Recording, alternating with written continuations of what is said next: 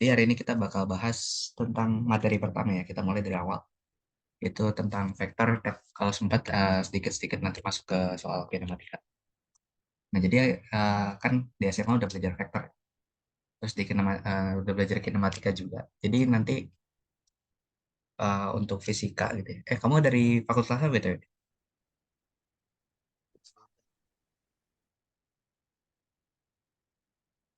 Halo? STIK kak, Apa?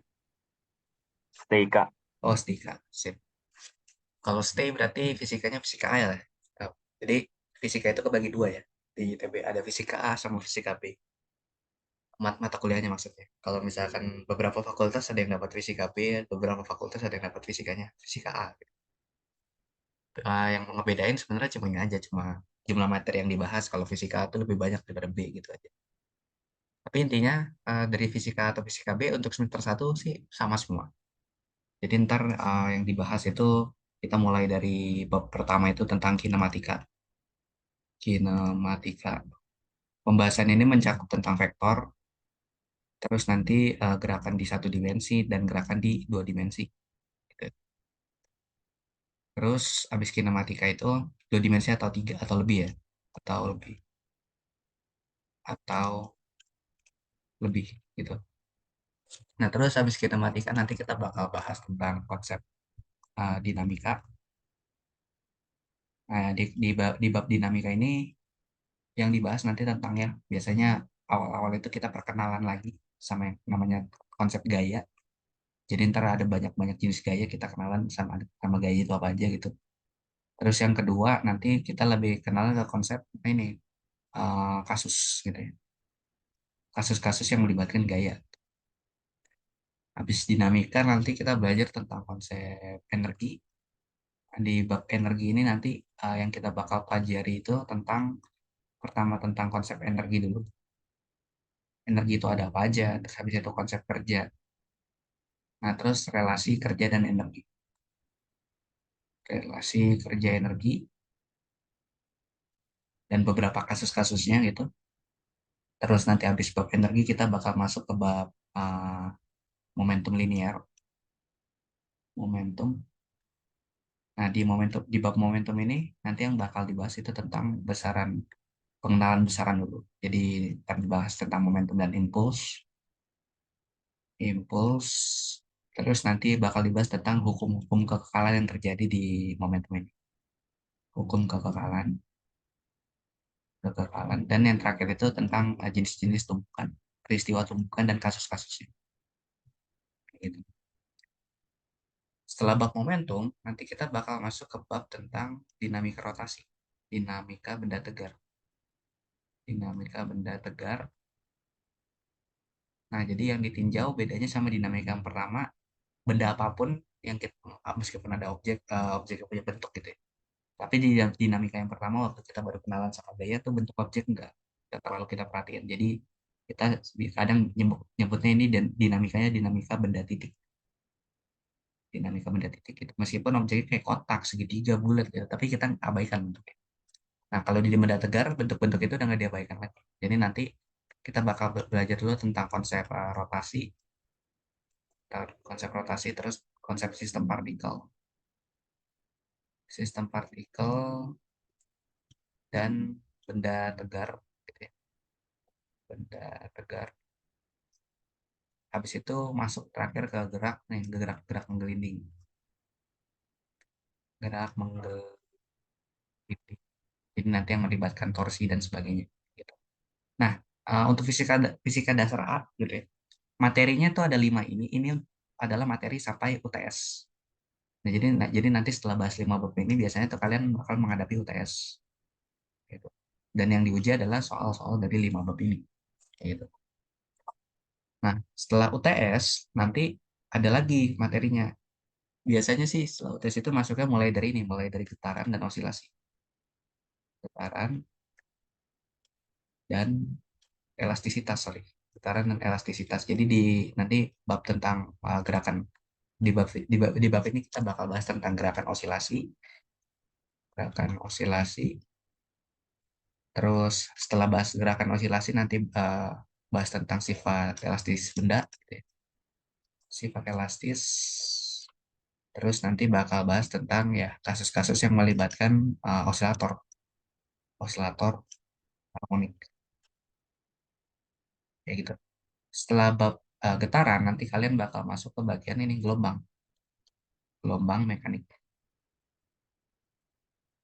Di bab gelombang mekanik ini yang dibahas tentang ya biasanya tentang sifat fisik gelombang, sifat fisik gelombang sama kejadian-kejadian yang melibatkan gelombang seperti katakanlah gelombang suara, gelombang suara, terus gelombang pada tali gitu, jenis-jenis gelombang dan juga kejadian-kejadian yang terlibat dengan masing-masing gelombang tersebut.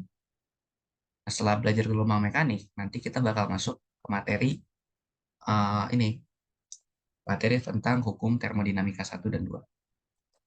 Sorry, fluida dulu ya, fluida. Materi tentang fluida. Jadi ntar yang bakal dibahas itu ya masih fluida sederhana, fluida ideal, dan kasus yang dibahas itu adalah kasus ini fluida statik dan dinamik. Nah, setelah bahas fluida, nanti kita bakal masuk ke eh, teori kinetik gas. Teori kinetik gas. Oke.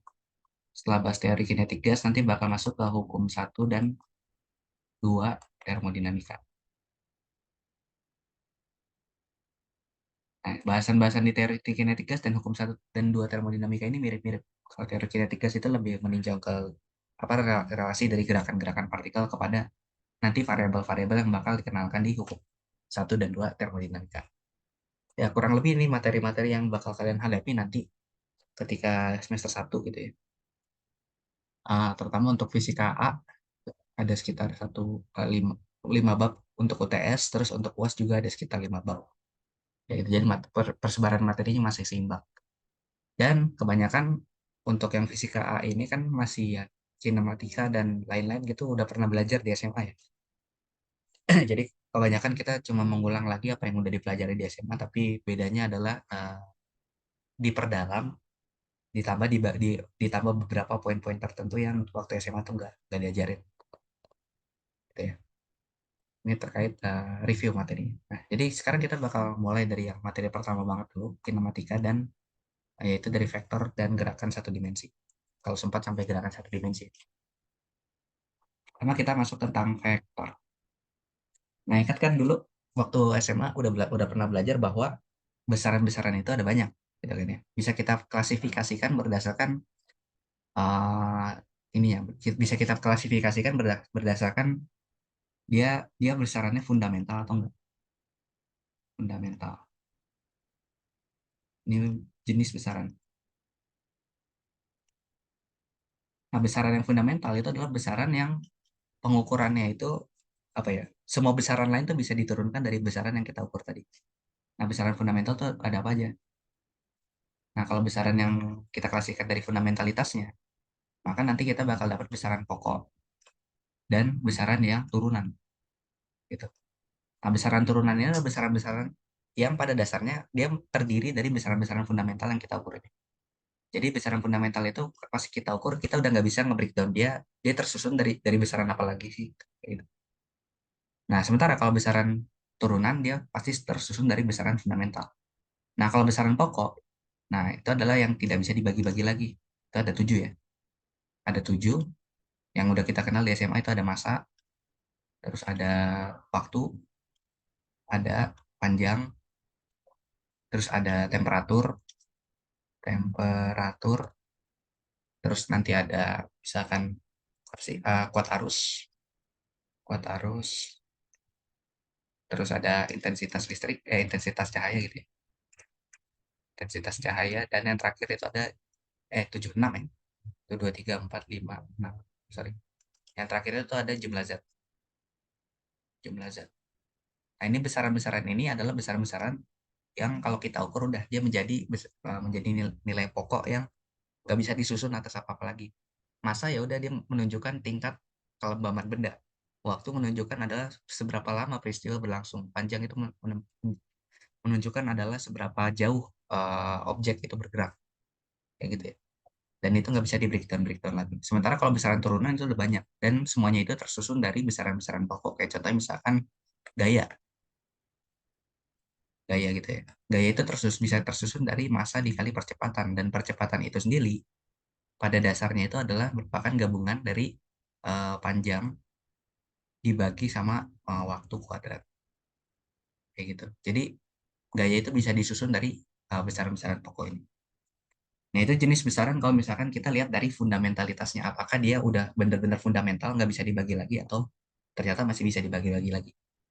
Nah, sekarang, kalau jenis besaran berdasarkan komponen,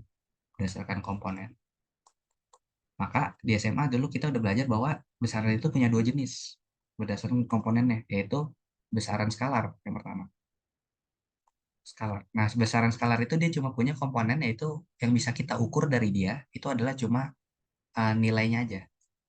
Nilai atau magnitudo bahasa kerennya. Nilai besarnya itu berapa.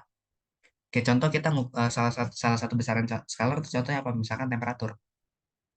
Waktu kita melakukan pengukuran terhadap temperatur, kita tuh cuma bisa tahu nilai temperaturnya aja. Dan nilai tinggi atau rendahnya temperatur itu menyatakan seberapa panas atau seberapa dinginnya suatu objek. Kayak gitu. Nah, itu adalah besaran skalar. Jadi dia cuma punya nilai aja. Nah, besaran satu lagi, itu dia punya dua komponen, yaitu yang biasa kita kenal namanya adalah vektor. Nah, vektor ini dia besaran yang memiliki nilai dan juga memiliki arah. Kayak gitu. Jadi selain kita bisa mengukur berapa berapa angkanya gitu, kita juga juga pengen tahu si vektor ini menunjukkan arah kemana. Kayak contoh salah satu besaran vektor itu adalah uh, perpindahan. Perpindahan. Misalkan perpindahan 5 meter ke utara. Oh, oh berarti si orang tadi bergeser sejauh 5 meter ke arah utara. Nah, 5 meter ini adalah besar atau nilai dari perpindahannya. Dia gesernya seberapa jauh. Itu yang bisa kita ukur pakai meteran. Tapi dia juga punya komponen satu lagi, yaitu adalah arahnya. Kita tahu bahwa dia bergesernya ke utara. Gitu. Jadi vektor itu punya besar dan punya arah. Sebenarnya nanti bakal ada satu besaran lagi, gitu ya. Nah, tapi ini nggak terlalu dibahas di SMA gitu, dan di kuliah pun waktu di tingkat satu atau fisika dasar itu nggak terlalu dibahas. Nah, itu adalah namanya tensor. Nah, tensor ini merupakan besaran yang lebih lebih fundamental lagi, bukan lebih fundamental, sorry. Lebih umum lagi dibandingkan vektor dan skalar. Kalau skalar kan dia cuma punya nilai aja. Vektor punya nilai dan arah. Kalau tensor dia punya nilai dan arah, terus arah dari arah. Jadi arahnya berlapis gitu. Contoh contoh besaran tensor itu apa? Nanti kita bakal berkenalan sama yang namanya stres atau tegangan. Nah, tegangan itu ada banyak jenisnya. Ada tegangan tekan, ada tegangan geser gitu. Nah, ketika kita menekan suatu objek, objek itu nanti bisa jadi mampet gini kan ya. Misalkan kotak ini aku tekan kayak gini. Dia jadi mampet. Terus ketika objek itu aku geser ke kanan gini, ntar objek itu bisa jadi belok kayak gini. Nah, jadi miring gitu, di trapesium. Tapi ketika aku menggesernya di bagian atas, sama ketika aku menggesernya di ujung kanan ini, itu efeknya bakal beda, ya nggak? Kalau di atas gini dia mampetnya jadi kayak gini, kegesernya jadi kayak gini. Tapi kalau misalkan aku gesernya di ujung kanan, dia kegesernya jadi gimana? Misalkan kayak gini ya, kayak gitu. Nah, itu namanya tensor. Jadi besar dari stres itu seberapa besar tekanan atau geseran yang aku kasih ke dia, tenaganya gitu ya. Terus dia punya dua komponen. Komponen pertama itu adalah di mana kita meletakkan stresnya tadi. Itu komponen yang pertama. Terus komponen yang kedua itu adalah kemana kita menggeser atau menekan si objeknya itu. Jadi ada dua komponen. Nah, itu ada tiga komponen. Nah, itu namanya tensor. Nah, itu adalah salah satu besaran tensor yang paling sederhana, ini stres. Gitu. Nah, tensor itu sebenarnya jauh lebih umum lagi. Jadi ntar ada komponennya itu bisa banyak banget. Kalau tadi yang stres itu kan dia cuma punya tiga komponen ya. Tiga komponen. Komponen yang pertama itu adalah besarnya berapa. Terus yang kedua itu adalah titik. Titik bekerjanya di mana.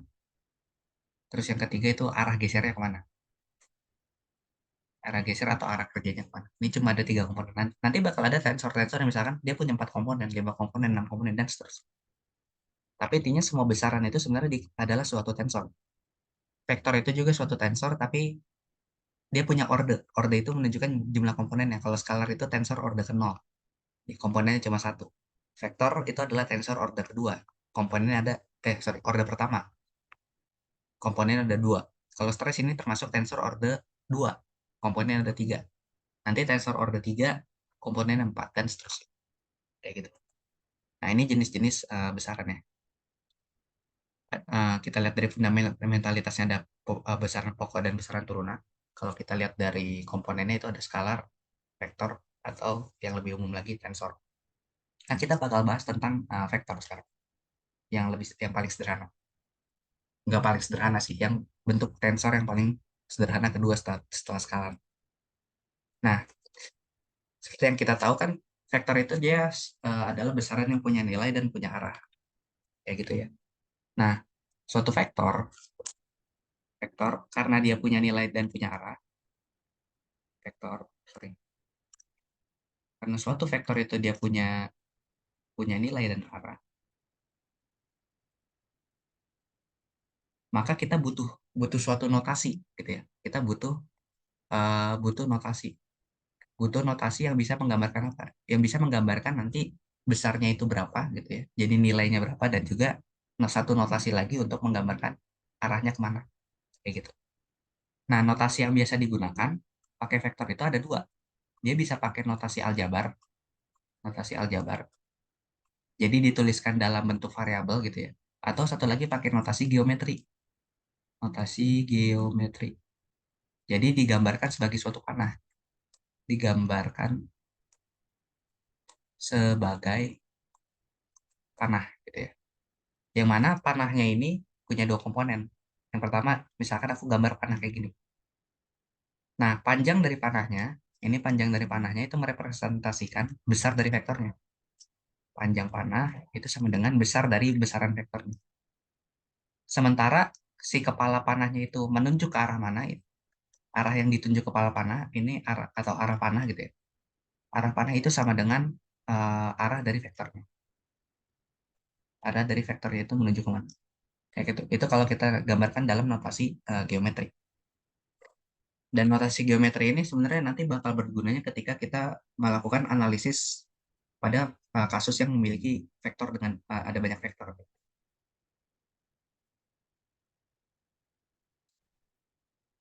Kalau ada banyak vektor.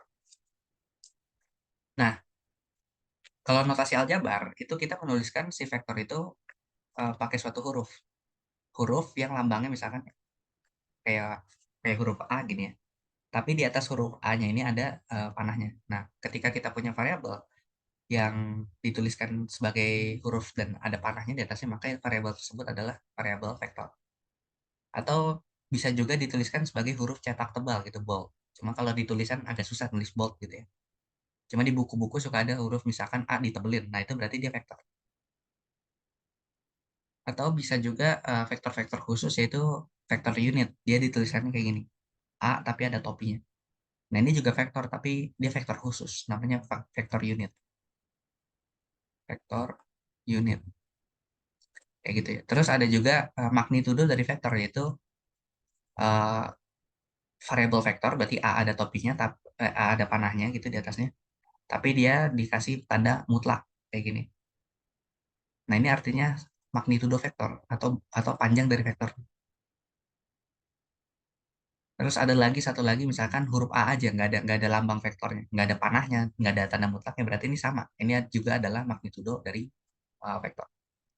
Jadi notasi vektor itu banyak gitu ya. Ada aljabar, ada geometri, dan notasi aljabar sekalipun itu ada banyak, dan dia punya maknanya sendiri-sendiri kayak gitu. Nah, vektor itu biasanya kalau pakai notasi aljabar itu dilambangkannya sebagai kombinasi dari vektor panah ini. Terus magnitudonya dan juga vektor unitnya. Contoh, misal kita punya vektor A sama dengan 5i kayak gini. 5 ini adalah melambangkan dia panjang vektornya berapa. Misalkan 5i satuannya meter. Berarti si vektor A ini melambangkan objek atau perpindahan sejauh misalkan 5 meter. Besar perpindahannya, besar gesernya itu 5 meter. Terus I adalah vektor unit yang melambangkan sumbu X. Sumbu X positif. Gitu. Jadi secara umum vektor itu bisa kita tulis A sama dengan besarnya berapa dikalikan dengan arah dari vektornya atau vektor vektor satuannya, unit vektor. Unit vektor kayak gitu. Nah, kalau misalkan kita punya kayak gini, vektor A sama dengan 5i, berarti sama aja kayak ada objek yang bergeser sejauh 5 meter. Kemana arahnya? Arahnya adalah ke sumbu X positif. Karena di sini vektor I topi gitu ya, itu adalah unit vektor yang melambangkan sumbu X positif. Kayak gitu. Vektor unit atau vektor basis namanya. Unit vektor atau basis. Banyak namanya. Tapi yang jelas vektor unit atau vektor basis itu adalah vektor-vektor khusus yang dipakai tuh buat untuk menunjukkan arah aja kemana. Kayak gitu ya. Nah, kita bisa menuliskan eh, suatu kejadian pakai notasi aljabar, tapi kita bisa terjemahkan ke dalam notasi geometri dan juga sebaliknya, gitu. Nah, vektor itu selalu bisa dituliskan dalam kombinasi vektor-vektor lain. Vektor bisa dituliskan sebagai kombinasi vektor lain. Kombinasi vektor-vektor.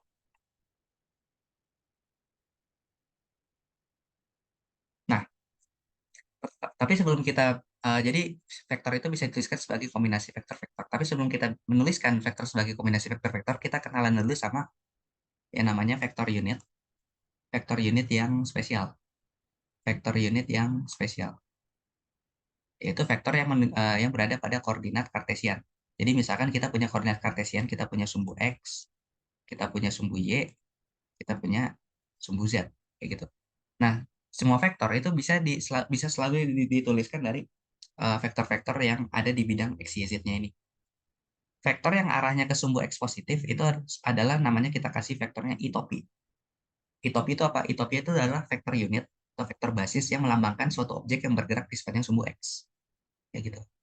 Terus kalau vektor yang ke arah sumbu Y itu kita sebut namanya J-topi. Kalau vektor yang ke sumbu Z itu adalah K-topi. Jadi kita punya vektor I, J, K. Nah, vektor I, J, K ini adalah vektor unit. Kalau I itu menunjukkan arah sumbu X, arah sumbu X positif, kayak gitu ya. Kalau J itu menunjukkan arah sumbu Y positif. Sementara kalau K, vektornya itu menunjukkan arah dari sumbu Z positif. Kayak gitu. Nah, vektor-vektor lain itu bisa dituliskan pakai kombinasi dari IJK IJK ini. Jadi pada secara umum, kayak kalau kita punya vektor A gitu ya, vektor A ini bisa kita tuliskan sebagai AXI tambah AYJ tambah AZK. Kayak gitu. Jadi kombinasi I, J, dan K. Sementara AXI ini apa? AX ini adalah besar perpindahan atau besar si vektor tadi di sepanjang sumbu X. Besar atau kita nyebutnya besar komponen. Besar komponen A yang berada di sepanjang sumbu X. Di sepanjang sumbu X. Kalau AY itu adalah besar komponen dari A gitu ya. Komponen vektor A di sepanjang sumbu Y. Kayak gitu. Contoh misal kayak gini. Misal sekarang aku punya koordinat X dan Y. Ini 1, 2, 3, 4. 1, 2, 3, 4. Kayak gini. Ini ada koordinat X dan Y. Terus aku punya orang gitu ya. Seorang anak gitu ya. Seorang anak dia bergeser ke kanan sejauh 3 meter. Setelah itu dia belok ke atas gitu ya. Dia belok ke atas jauh 4 meter. Nah, maka aku bisa menggambarkan pergerakan anak tadi. Seorang anak gitu ya, bergeser atau berjalan ke kanan gitu ya. Ke kanan sejauh 3 meter. 3 meter. Setelah itu dia belok ke atas sejauh 4 meter. Nah, maka aku bisa menggambarkan pergerakan si anak tadi yang ketika dia geser ke kanan terus belok ke atas itu menggunakan notasi vektor. Notasinya pun bisa dua, bisa pakai notasi aljabar, bisa pakai notasi geometri. Kalau pakai notasi aljabar berarti ya udah, misalkan perpindahan anak tadi aku lambangkan sebagai vektor A. Dia bergeser ke kanan sejauh 3 meter. Berarti aku tulis di sepanjang sumbu X dia panjangnya itu adalah 3. Pergeseran dia di sepanjang sumbu X 3 dengan arahnya adalah ke I. Ya. Karena I tadi itu menunjukkan arah dari sumbu X positif, yaitu ke kanan. Terus dia belok ke atas jauh 4. Berarti ditambah sama waktu dia bergeser ke atas atau belok ke atas, maka dia bergeser di sumbu Y sejauh 4 meter. Berarti panjangnya 4 dengan arah ke atas, berarti ke J. J itu adalah arah dari sumbu Y positif atau ke atas. Jadi pergerakan anak tadi bisa aku tuliskan sebagai kayak gini. 3I tambah 4J. Kayak gitu. Nah, kalau dalam notasi geometri gimana? Kalau dalam notasi geometri, aku bisa gambarkan pertama-tama si anak tadi, misalkan di sini ya, dia bergeser ke kanan sejauh 3, berarti dia bergerak, aku gambar panah dari pusat koordinat ekornya, terus kepalanya ke 3, kayak gini. Habis itu dia bergeser ke atas sejauh 4, berarti habis itu aku gambar vektor kedua, panah kedua, yang ekornya itu ada di titik 3, dan kepalanya menuju ke arah 4, kayak gini, kayak gitu. Nah, ini adalah notasi geometri dari si pergerakan anaknya tadi. Nah, terus sekarang aku kenalkan konsep yang namanya vektor resultan, gitu ya. Vektor resultan itu adalah kayak gini. Kan tadi si anak bergeser ke kanan sejauh 3, terus belok ke atas sejauh 4. Sekarang aku ditanya, jadi si anak itu bergesernya seberapa jauh sih totalnya dari titik awal? Jadi total pergeseran dari titik awalnya. Aku nggak peduli dia jalan kemana dulu, terus belok kemana dulu, tapi aku cuma pengen tahu, dari titik awal dia bergeser seberapa jauh sih? Nah, kalau ditanya, berapa pergeseran total dari titik awal atau perpindahan gitu ya. Perpindahan anak tadi. Maka yang kita lihat vektornya itu adalah jarak dari titik awal ke titik akhirnya aja, yaitu ini yang vektor warna biru. Nah, perpindahan total dari anak tadi. Jadi nggak peduli dia belok-belok kemana, kalau yang kita tanya adalah perpindahan totalnya, berarti yang kita lihat adalah titik awal dan titik akhir aja. Nah, titik awal dan titik akhir itu dihubungkan oleh vektor yang warnanya biru. Oh, ternyata kalau kalau kita lihat di cuma pergeserannya aja dari apa? Cuma kita lihat perpindahan totalnya aja, si anak itu ternyata bergeser pada jalur yang warna biru ini. Nah, jalur yang warna biru ini itu yang kita sebut dengan namanya vektor resultan. Vektor resultan atau perpindahan total yang ditempuh si anak tadi kalau kita lihat acuannya dari titik awal. Nah, biasanya dari si vektor resultan ini kita tertarik dengan dua hal. Berapa besarnya? Berapa besarnya? Terus yang kedua, kemana arah dari vektor resultan? Kemana arahnya? Nah, untuk penentukan besarnya, besar dari suatu vektor resultan, misalkan vektor resultan ini aku kasih nama ya resultan dari A gitu ya. Vektor resultan dari A, gitu ya. Besarnya itu bisa aku cari pakai ini, akar pergeseran dia di sumbu X dikuadratin, ditambah pergeseran dia di sumbu Y dikuadratin, tambah pergeseran dia di sumbu Z dikuadratin. Jadi vektor resultan itu pada dasarnya adalah ini, kombinasi dari komponen-komponen. Dia punya komponen di sumbu X, berarti AX kuadrat, dikuadratin. Terus dia punya komponen di sumbu Y, berarti itu AY. Kita kuadratin, nah hasilnya kita jumlah terus kita akar. Maka itu adalah panjang total dari pergeseran dia. Atau vektor besar dari vektor resultannya. Gitu. Nah, terus kalau ditanya kemana arahnya? Kalau ditanya kemana arahnya, berarti ada dua hal yang bisa kita gunakan untuk menunjukkan arahnya. Yang pertama menggunakan sudut, menggunakan notasi geometri, menggunakan sudut. Yaitu sudut apa? Theta ini adalah sudut yang dibentuk antara sumbu X dengan panah vektornya. Sudut pembelokannya lah istilahnya, sudut pembelokan. Jadi dari sumbu X ini si anak tadi beloknya seberapa jauh sih? Misalkan beloknya 35 derajat atau 30 derajat dari sumbu X. Kayak gitu. Atau misalkan si anak tadi berbelok 60 derajat dari sumbu Y, kayak gitu. Nah, ini kita pakai sudut pembelokan. Itu kalau pakai sudut untuk menentukan arah. Jadi si anak tadi bergerak. Nah, ini berapa besarnya? Kan tadi si anak itu awalnya dia bergeser ke kanan sejauh 3, terus ke atas sejauh 4. Jadi total pergeserannya berapa, pertanyaan gitu kan ya.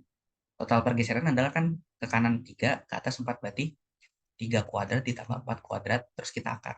Nah, ini jadi dapat 5. Oh, ternyata anak tadi bergeser sejauh 5. Gitu.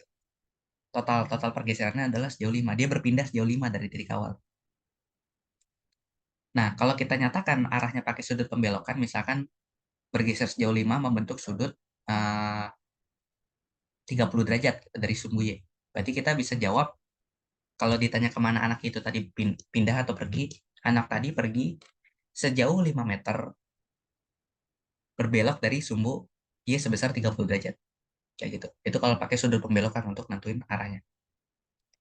Nah, tapi kalau salah satu cara lain untuk menentukan arah dari pergeseran gitu, arah dari suatu vektor itu adalah menggunakan ini vektor yang khusus tadi, yaitu adalah unit vektor atau pi. Gitu.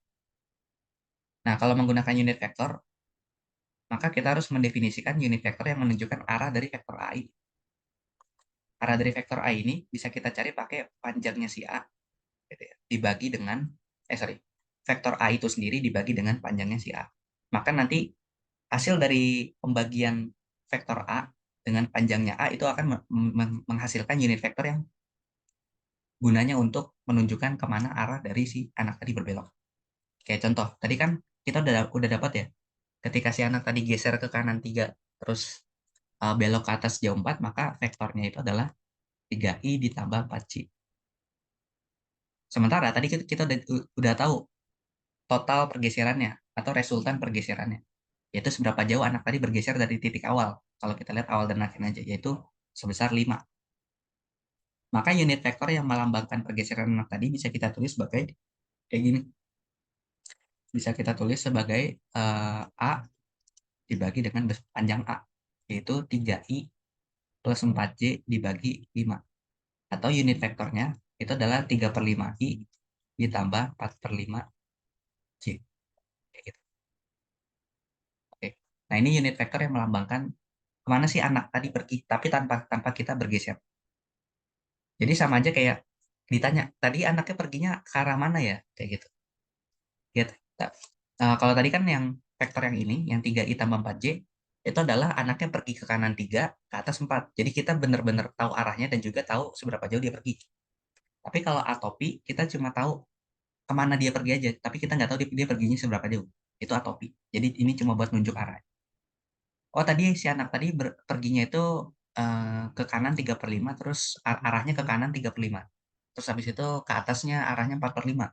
Kayak gitu. Berarti ntar kayak seolah-olah kita menunjukkan jari kita ke sana. Kayak gitu. Yang perbandingan itu ke kanan 3/5, ke atas 4/5. Tapi tanpa mengikuti anaknya itu berjalan sejauh 5 meter total.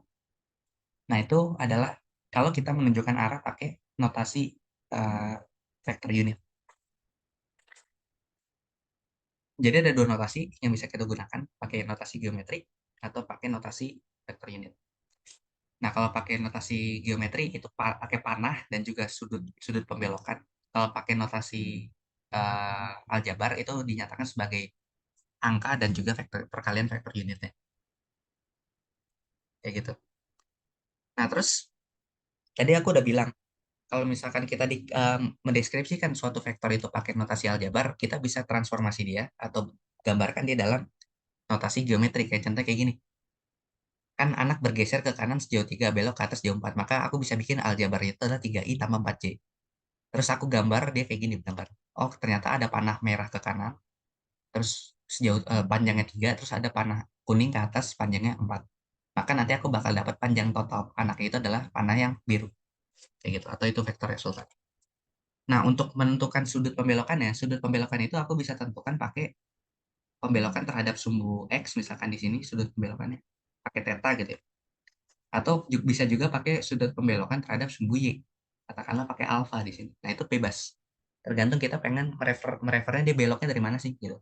Dan berapa berapa berapa derajat pembelokan.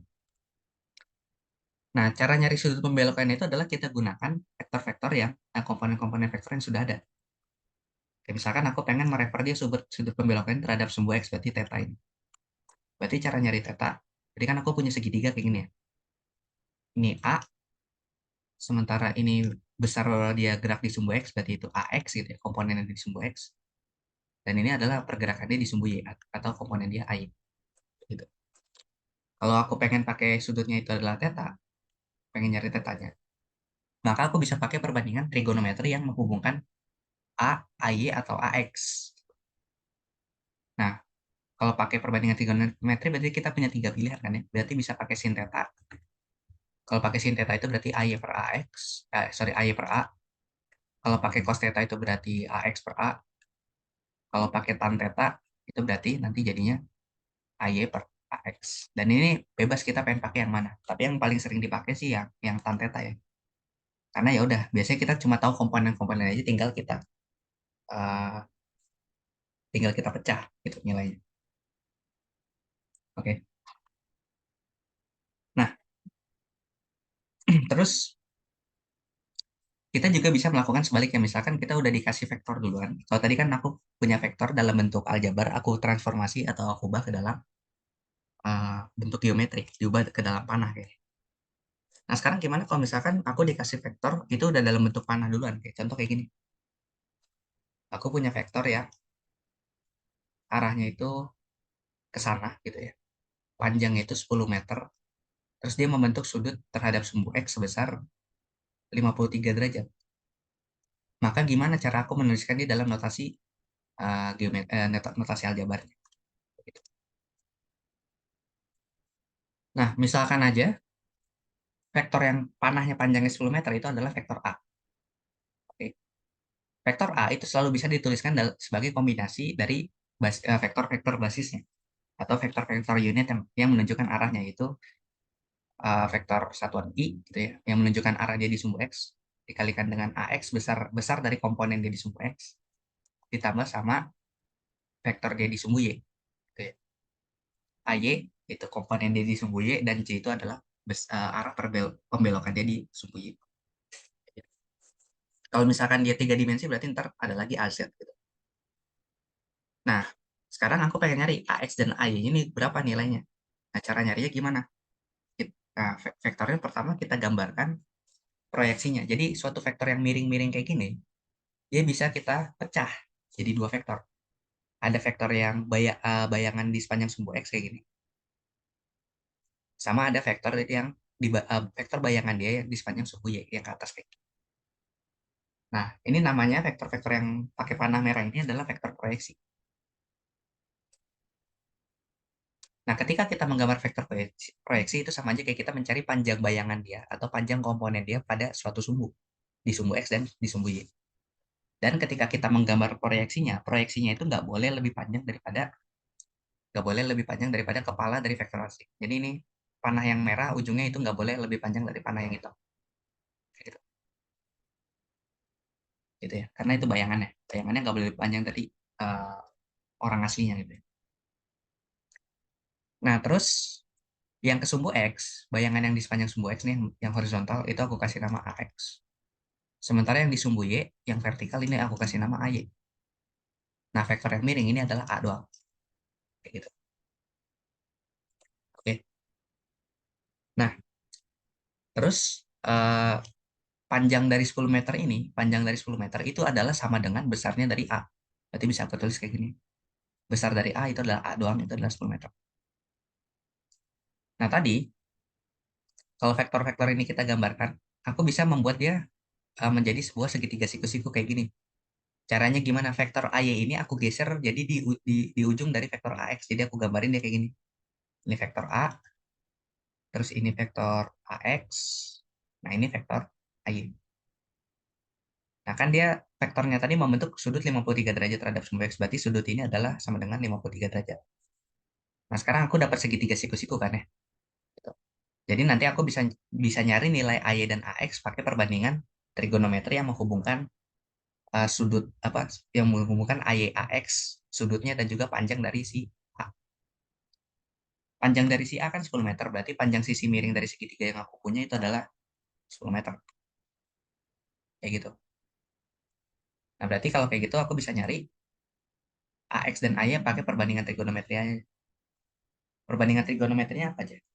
Bisa pakai kan uh, sisi miringnya udah diketahui, berarti aku pengen nyari samping dan miring terus satu lagi depan dan miring. Kalau samping dan miring kan berarti sin theta ya. Sin theta itu berarti AX per 10 gitu ya. Terus kalau cos theta itu adalah AY per 10.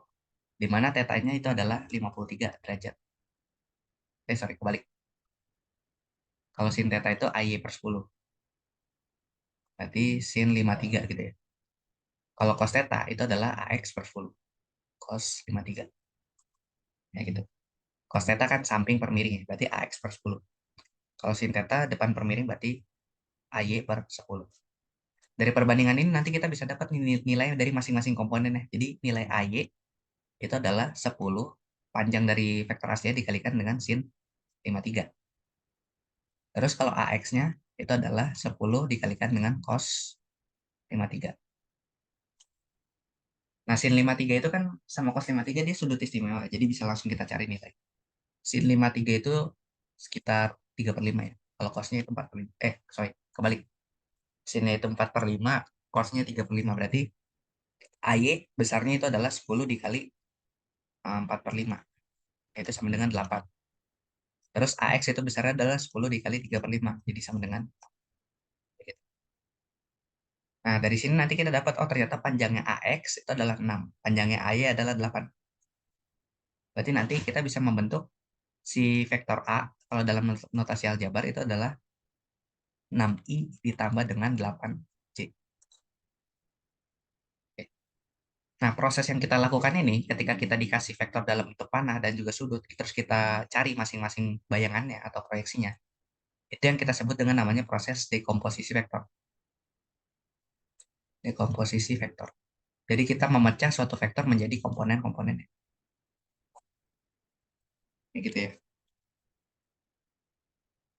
Oke, sampai sini ada pertanyaan dulu, Bang?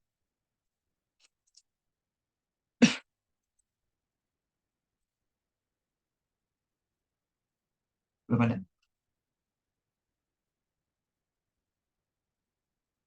Oke, kalau belum ada kita lanjut dulu. Nah, sifat ini kan namanya dekomposisi vektor. Jadi kita punya suatu vektor, itu kita bisa pecah berdasarkan komponen-komponennya.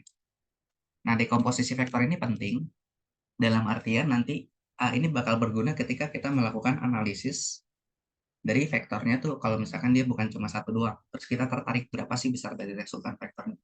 Kayak gitu. Nah, kita masuk sekarang pas sudah belajar sifat-sifat dasar vektor, yaitu vektor itu bisa apa, merupakan besaran yang punya nilai dan arah, terus dia bisa dinotasikan sebagai apa, bisa dinotasikan sebagai penjumlahan aljabar dan juga dalam geometri sebagai panah. Terus ada juga yang namanya vektor unit, yaitu vektor spesial yang digunakan untuk menunjukkan arah gitu ya. Dan ada vektor unit yang sering dipakai, yaitu adalah vektor Cartesian IJK. Terus ya ini adalah cara untuk menuliskan aljabar dan juga cara menggambar geometrinya, dan yang terakhir ada dekomposisi vektor. Nah, terus sekarang kita bakal masuk ke ini, ke sifat dari vektor. Sifat dari vektor yang pertama itu adalah vektor itu bisa disuperposisi. Sifat vektor. Nah, vektor-vektor itu yang pertama sifatnya itu adalah semua vektor gitu ya. Itu bisa saling bersuperposisi. Bersuperposisi membentuk vektor baru. Vektor baru. Superposisi itu apa sih? Sebenarnya superposisi itu cuma bahasa keren dari penjumlahan. Jadi kalau vektor-vektor, jadi vektor-vektor itu bisa saling kita jumlahin, bisa kita tambah-tambahin. Ada vektor A, ada vektor B, kita jumlahkan, nanti dia bakal membentuk vektor baru. Katakanlah vektor C. Nah, itu namanya bersuperposisi. Cuma bahasa keren aja superposisi. Nah, ketika kita menjumlahkan suatu vektor, ketika kita mensuperposisikan suatu vektor, ada aturannya. Aturannya itu apa? Aturannya itu adalah besar besar komponen yang besar komponen yang arahnya sama, arah atau basisnya sama, ini yang bisa dijumlahkan.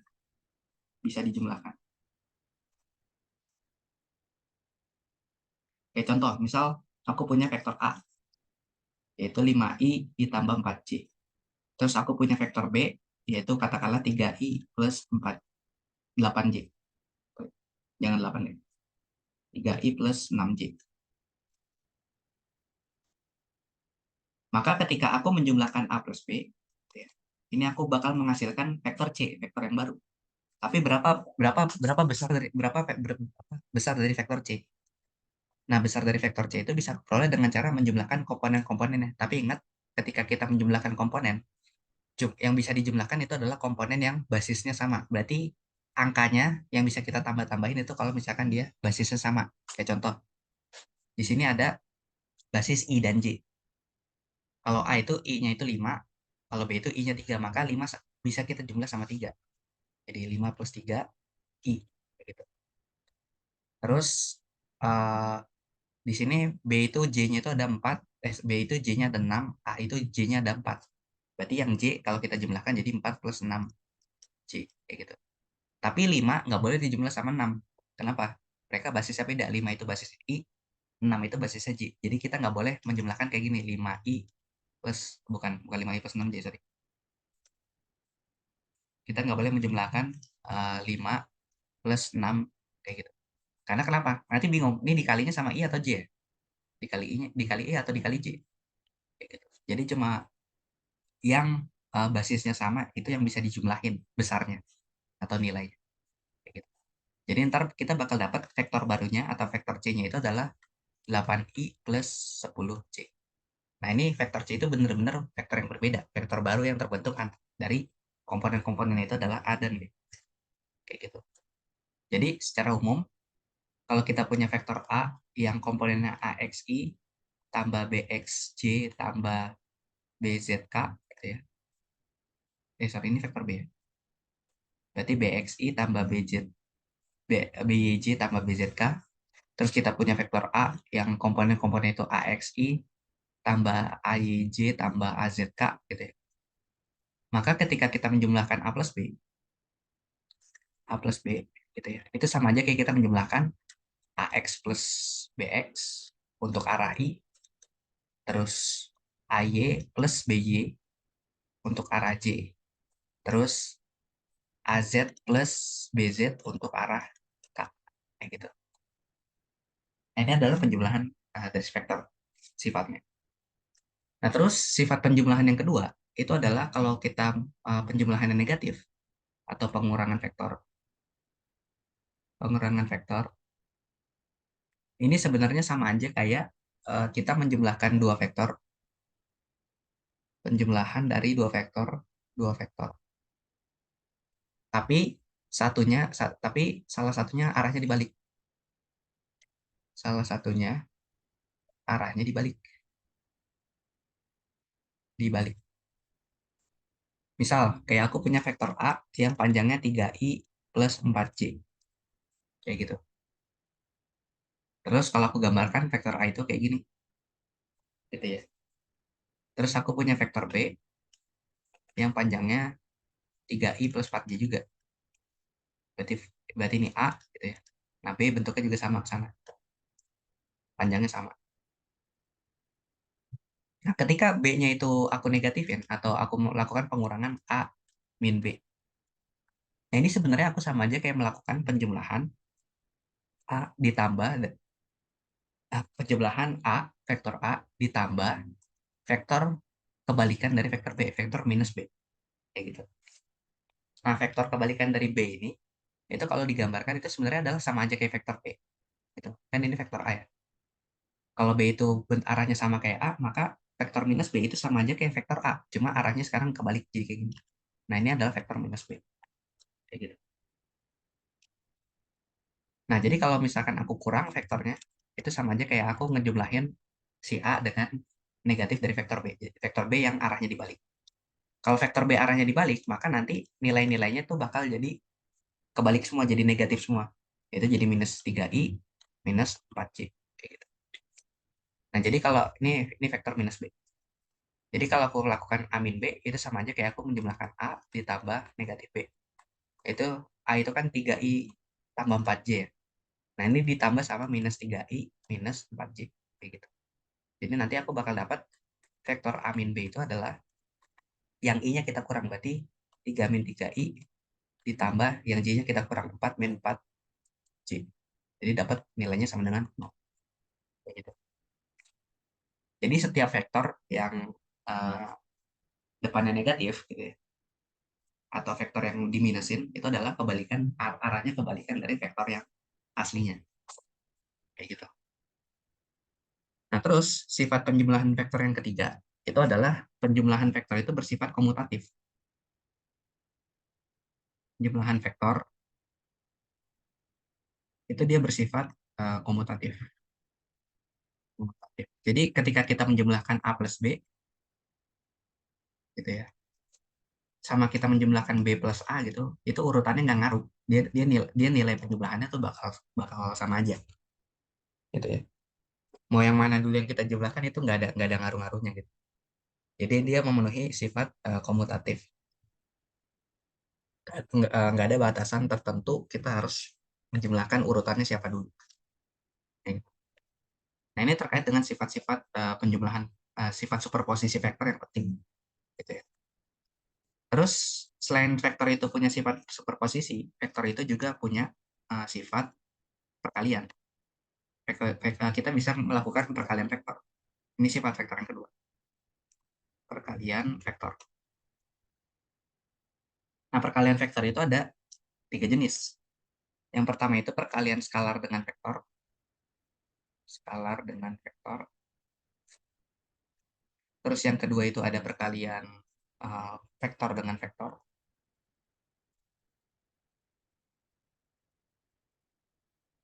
Tapi hasilnya jadi skalar.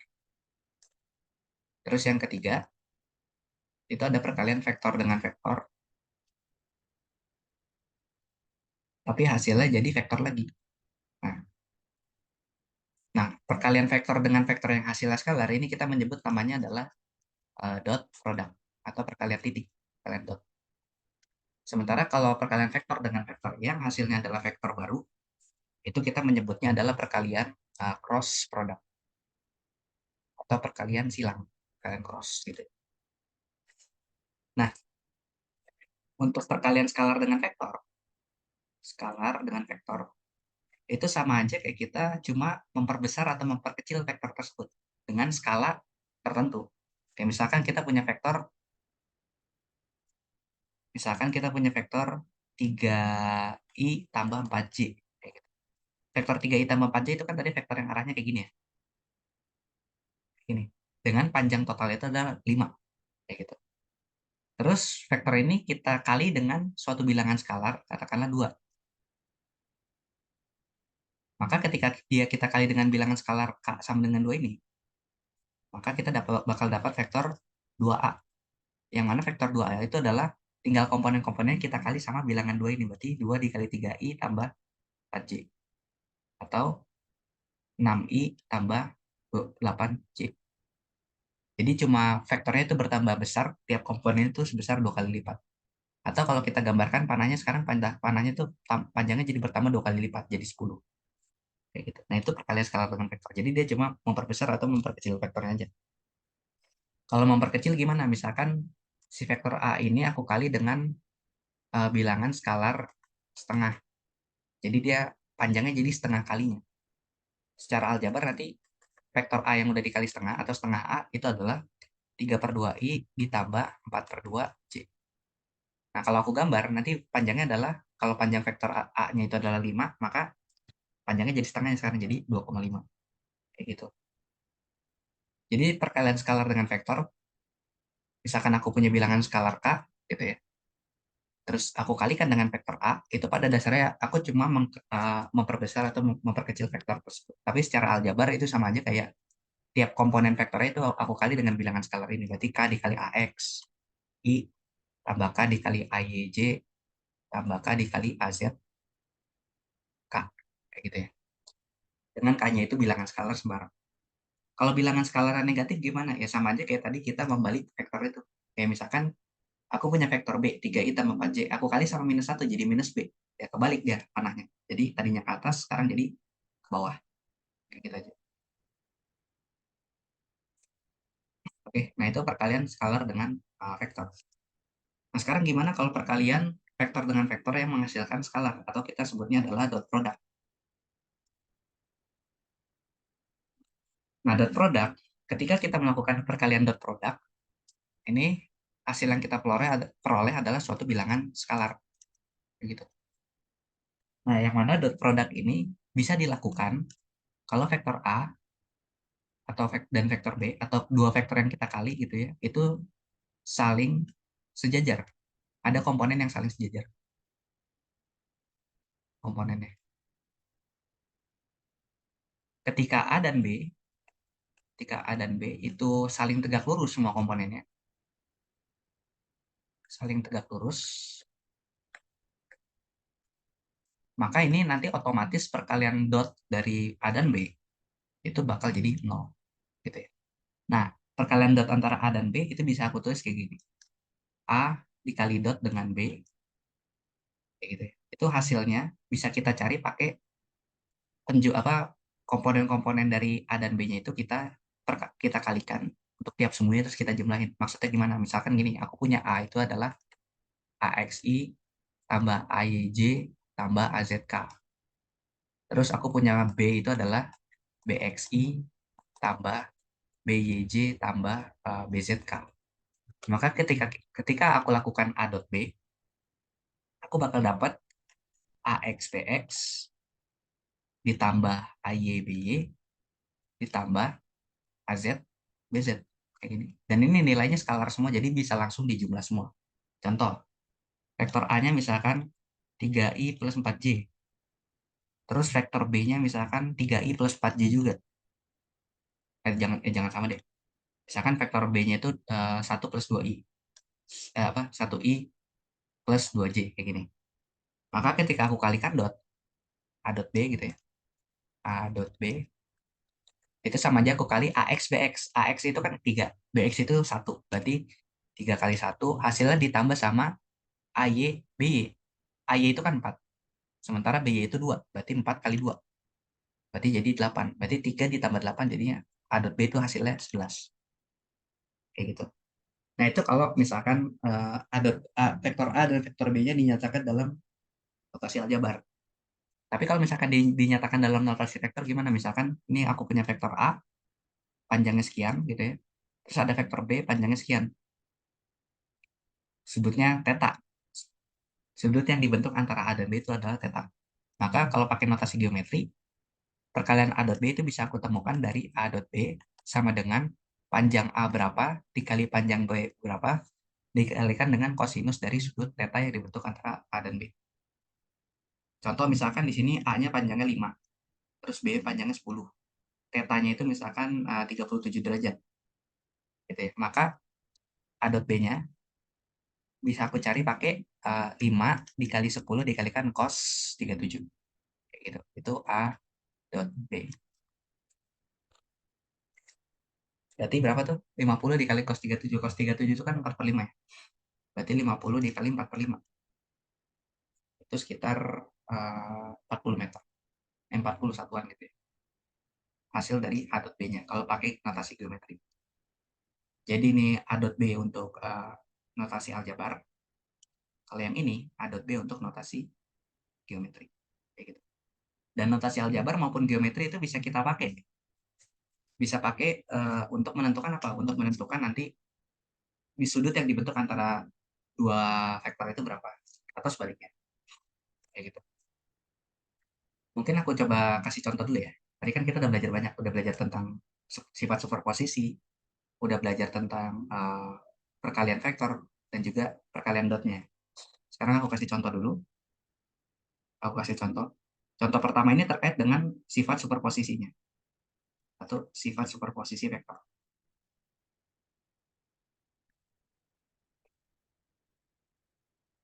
Nah, yang terkait dengan sifat superposisi vektor, misalkan kayak gini. Aku punya vektor. Misalkan ini ada sumbu koordinat ya. Ini sumbu X, ini sumbu Y. Kayak gitu. Aku punya koordinat kayak gini. Misalkan aku punya vektor ada banyak. Katakanlah sekarang aku punya vektor A, gitu ya.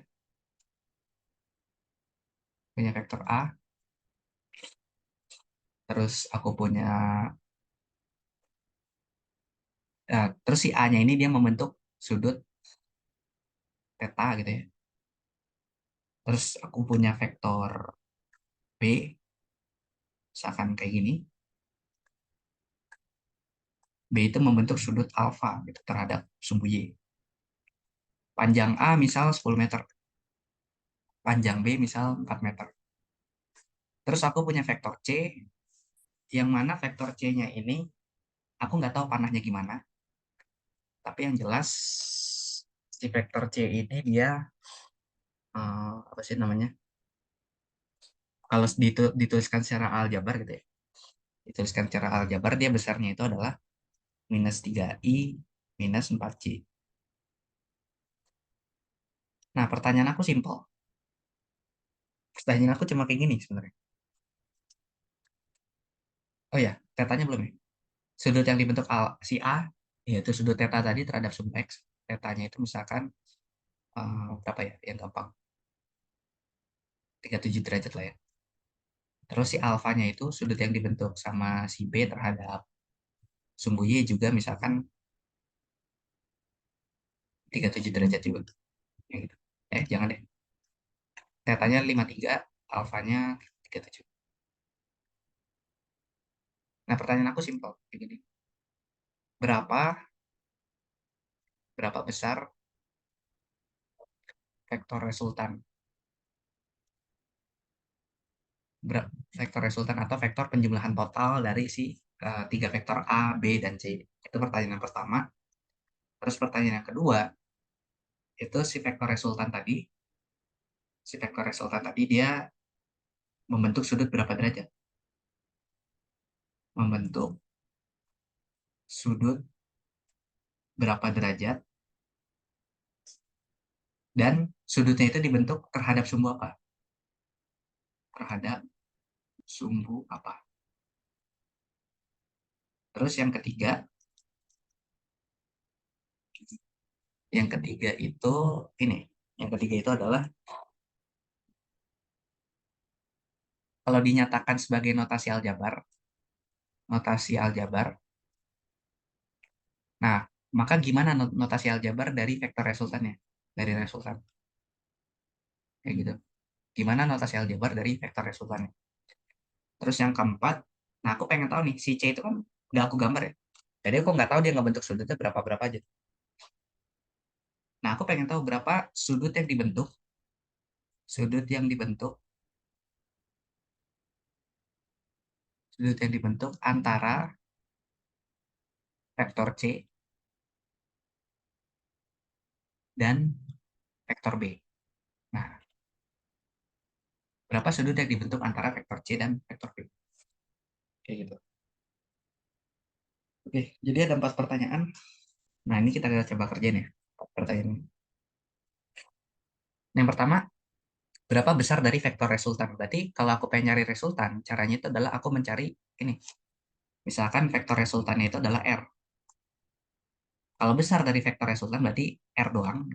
Itu adalah akar dari Rx kuadrat tambah Ry kuadrat tambah Rz kuadrat.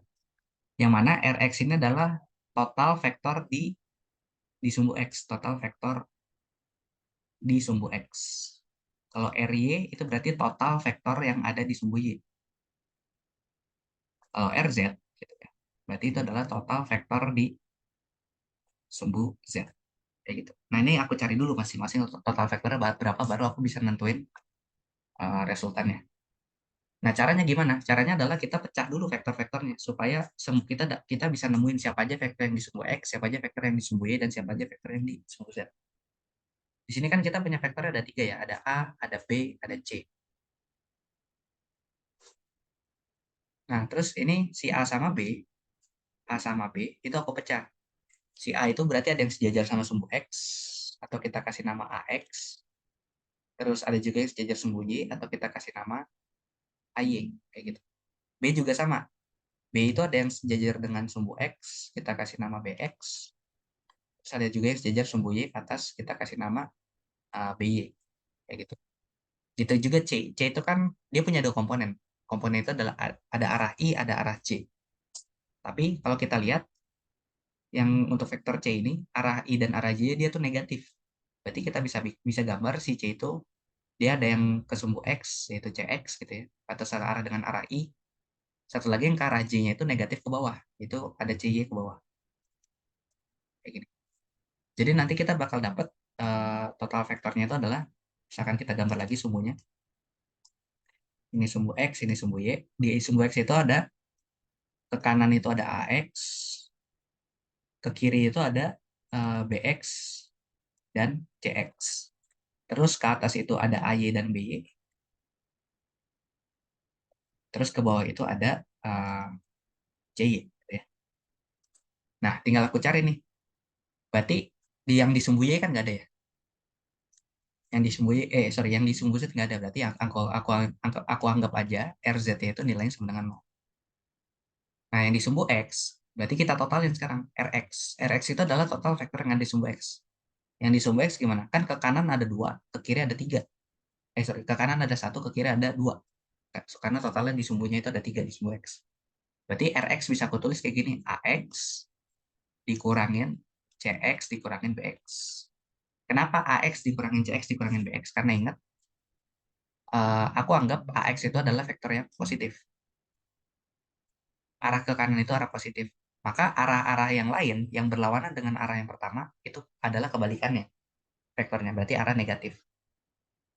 Ini kebalikan kan arah dari vektor A. Kayak gitu. AX ya, vektor AX.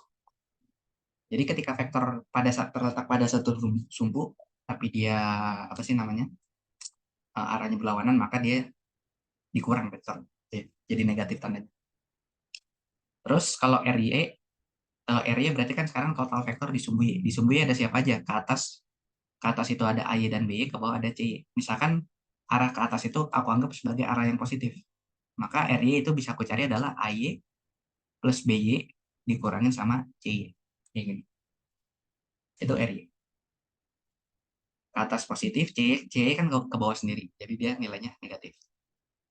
Ini duanya ke atas. Sementara CY itu ke bawah. Makanya dia aku kasih tanda negatif. Terus ada RZ. RZ itu vektor yang berada pada sumbu Z. Di sini kan vektornya cuma ada di X sama di Y aja. Berarti RZ-nya di sini nilainya otomatis jadi 0. Kayak gitu. Oke. Nah, terus untuk nyari RX nilainya berapa, RY nilainya berapa, supaya aku bisa nyari besar resultan R-nya. Ini besar resultannya. Besar resultan R-nya. Aku harus cari dulu nilai AX, BX-nya berapa. Cara nyarinya gimana? Kita uraikan aja dari geometrinya. Si vektor A, si vektor A itu kan tadi dia membentuk sudut 5 berapa? 53 derajat ya. 53 derajat dan sudutnya itu dibentuknya terhadap sumbu X kayak gini. Berarti ini AX, atas itu ada AY. Ini vektor A. Maka aku bisa cari pakai uraian trigonometri kayak tadi. Kalau aku cari pakai uraian trigonometri kayak tadi, maka nanti bakal dapat AX-nya itu nilainya adalah A dikalikan cos 53, sementara AY-nya itu adalah A dikalikan sin 53. Nah, panjang dari vektor A tadi itu kan adalah 10 meter ya. Panjang dari vektor A itu adalah 10 meter. Jadi AX itu nanti aku dapat 10 dikali cos 53. Sementara AY itu adalah 10 dikali sin 53. Cos 53 itu kan sekitar berapa tadi? 35 ya. Berarti 10 dikali 35. 3 per 5. Ya, 35 ya. Berarti jadinya 10 kali 35 itu 6 ya. Kalau sin 53 kan dia 4 per 5 ya, kebalikannya. Iya. Berarti 10 kali 4 per 5. Jadinya 8. Nah, jadi aku dapat AX itu panjangnya 6, AY-nya itu panjangnya 8. Kayak gitu. Nah, terus sekarang untuk vektor B-nya. Untuk vektor B-nya, tadi dia itu dia panjangnya 4 meter dan dia membentuk sudut 37 derajat dari sumbu Y. Itu kayak gini vektor B-nya. Nah, ini vektor B, panjangnya itu 4 meter. Dan dia membentuk sudut 37 derajat dari sumbu Y.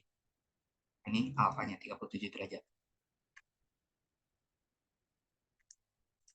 37 derajat. Nah, berarti aku bisa uraikan dia kan ya. Ada yang ke kiri itu BY, sementara yang ke atas itu adalah uh, sorry, yang ke kiri itu BX, sementara yang ke atas itu adalah BY.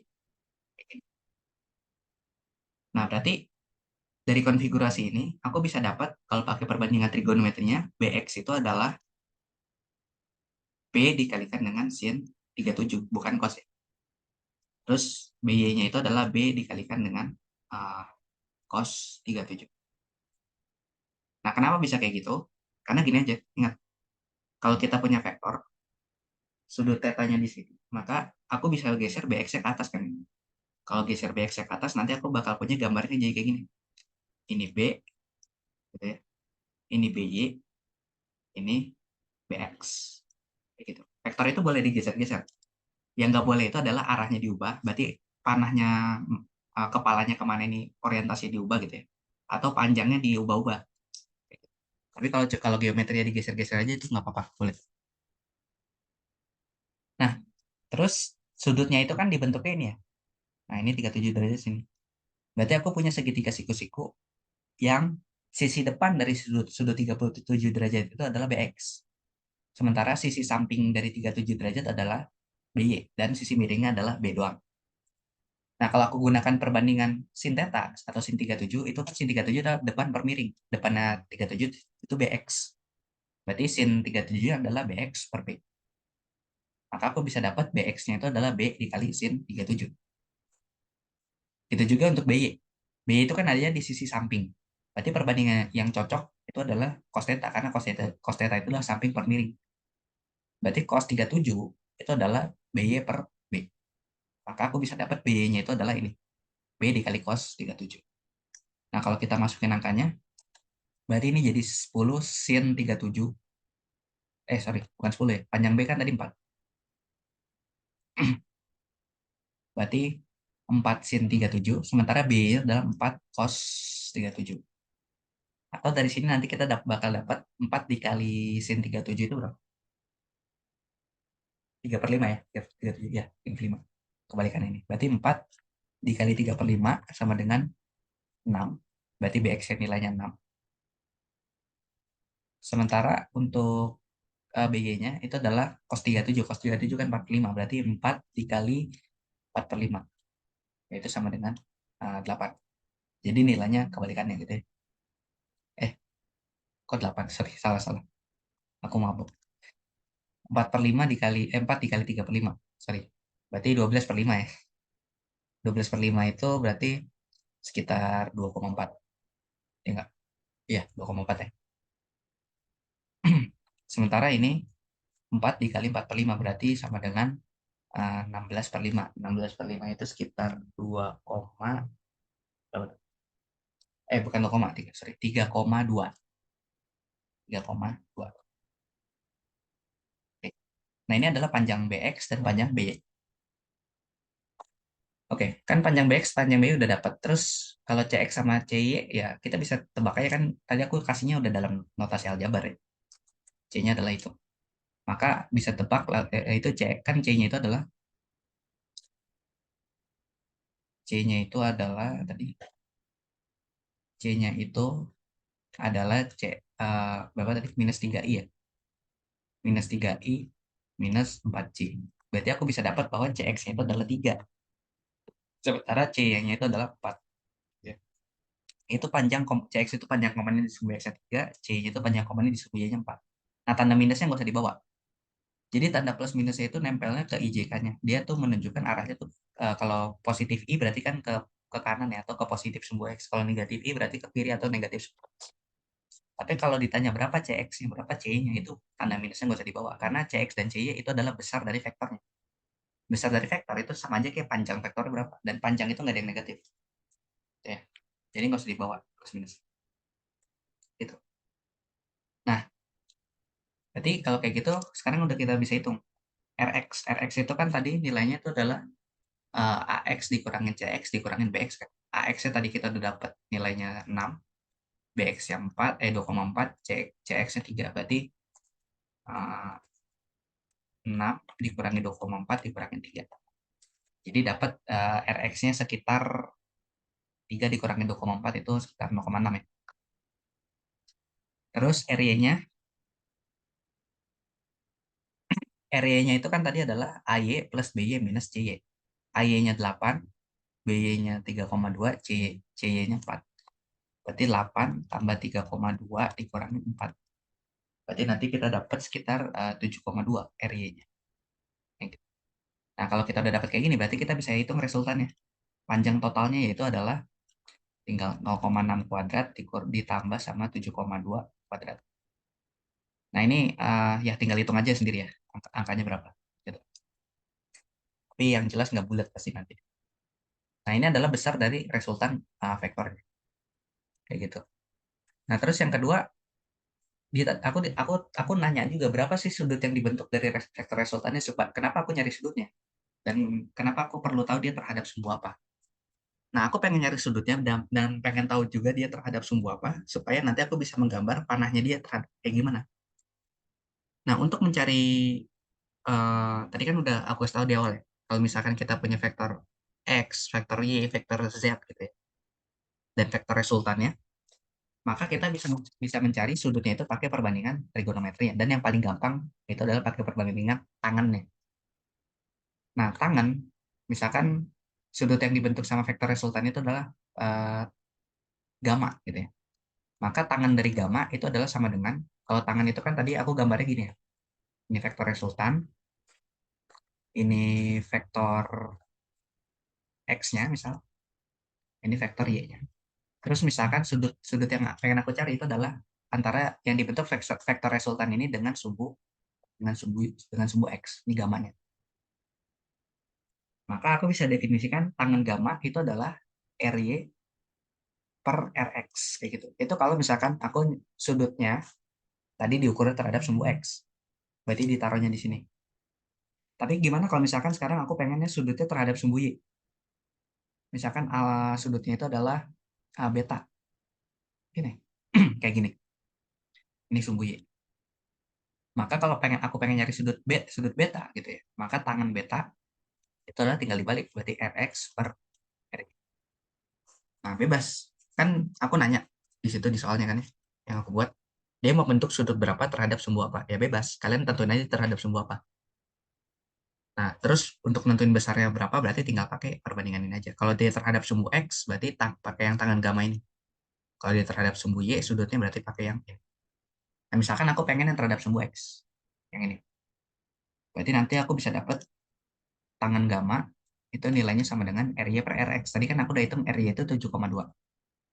Terus RX itu 0,6 gitu ya. Berarti nanti ya perbandingannya nilai tangan dari gamanya atau sudut yang dibentuk nilai tangan dari sudut yang dibentuk itu adalah ya 7,2 dibagi 0,6. Berapa tuh nih? 7,2 dibagi 0,6. Sekitar 12 ya. Kan 72 dibagi 6 itu 12. Ya 12.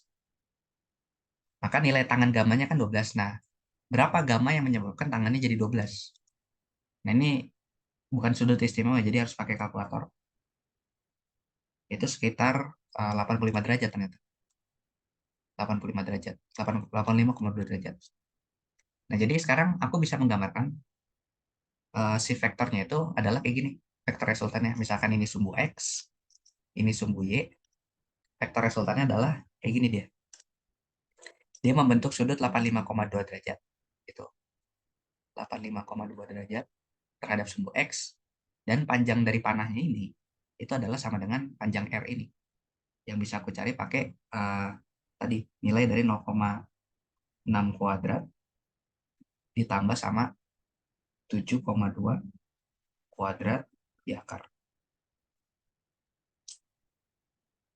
Itu sekitar 7,2 sekian lah ya. 7,22.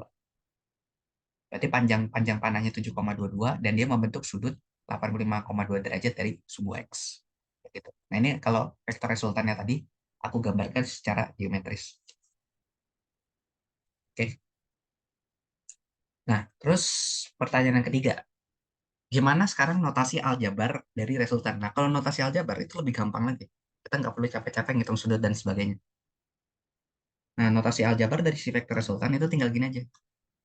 Vektor resultan R itu sama dengan besar vektor resultan yang ada di sumbu X gitu ya, komponen di sumbu X berarti RXI ditambah sama besar resultan dia di sumbu Y tambah besar resultan dia di sumbu Z dikali K kayak gini. Di sumbu X tadi kan kita udah ukur dia panjangnya adalah 0,6 ya, berarti 0,6 I. Di sumbu Y itu 7,2 berarti 7,2 J ditambah di sumbu Z itu dia nggak ada 0 bertambah 0. Berarti notasi aljabar dari vektor resultannya itu adalah ini 0,6 I tambah 7,2 J kayak gitu. Nah, terus ini terkait yang soal ketiga terkait notasi aljabar. Ini soal yang pertama terkait panjang vektor resultannya. Terus ini soal yang kedua terkait dengan ininya, terkait dengan apa? Sudut yang dibentuknya. Terus soal yang ketiga itu terkait dengan apa? Terkait dengan sudut yang dibentuk antara vektor C dan vektor B. Nah, di sini kan aku nggak ngegambar vektor C itu kemana ya, vektor panah aslinya. Tapi aku pengen tahu kalau aku gambar panahnya dia ngebentuk sudut berapa. Misalkan aku gambar panah dari vektor C itu yang ini. Nah, ini panah dari vektor C. Nah, kan ditanya berapa sudut yang dibentuk antara C dan B. Berarti sudut sudut mana yang sebenarnya aku tanyain? Yang aku tanyain adalah sudutnya ini. Nah, ini sudut yang gede ini. Katakanlah sudutnya adalah apa nih? Sudutnya adalah pesi, gitu ya. Pesi. Nah, berapa besar dari sudut pesi ini? Gitu ya. Ini yang lambang kayak gini nih, dibaca pesi ya. Nah, cara nyari gimana? Cara nyarinya adalah pakai ini sekarang, pakai menggunakan aturan perkalian dot aja.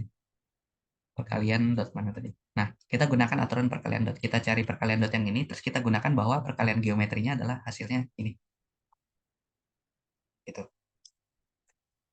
Nah, berarti untuk mencari sudut antara B dan C, gitu ya, sudut antara B dan C, itu bisa kita cari kayak gini. Kan tadi B itu bisa kita tulis sebagai BXI ditambah BYC. Yang mana tadi si BX itu tadi nilai berapa? BX itu 2,4, BY itu 3,2. Berarti ini bisa kita tulis 2,4 I ditambah 3,2 C. Terus C-nya itu bisa kita tulis juga, tadi kan udah dikasih tahu dalam aljabar ya, emang di awal 3, minus 3I minus 4 C. Nah, ini kita kali dot. Kita kali dot, berarti kita cari B dot C-nya berapa. Kalau B dot C kan berarti BX, CX ditambah BY, CY. BX-nya 2,4, C-nya minus 3. Berarti 2,4 dikali minus 3. Ditambah 3,2 dikali minus 4. Berarti berapa tuh? 2,4 kali 3 itu 7,2 ya? Berarti minus 7,2 minus berapa nih? 12,8. Atau nanti kita dapat ternyata B dot C-nya itu nilainya adalah 20, minus 20. Gitu ya. Ya, minus 20. Nah, ini baru B dot C-nya aja. Tapi B dot C yang kita peroleh dari notasi aljabar. Terus, buat nyari sudut tetanya, gimana? Tadi sudut besinya itu nilai berapa? Kita gunakan identitas yang perkalian geometrinya. Berarti B dot C, kalau kita kali itu sama aja kayak panjang B dikali panjang C dikalikan dengan cos besinya. Berarti kita cari dulu nih panjang B berapa. Panjang B, gak usah dicari ya, tadi udah dikasih tahu di soal. Panjang B itu kan di awal dikasih tahu adalah 4 meter. Berarti panjang B itu 4. Nah, panjang C itu bisa kita cari pakai CX kuadrat ditambah C kuadrat. Dia kan. Gitu ya. Jadi selalu nyari nyari panjang itu tinggal komponennya kita kuadrat, kita eh, penjumlahan kuadratnya aja. Gitu. Nah, berarti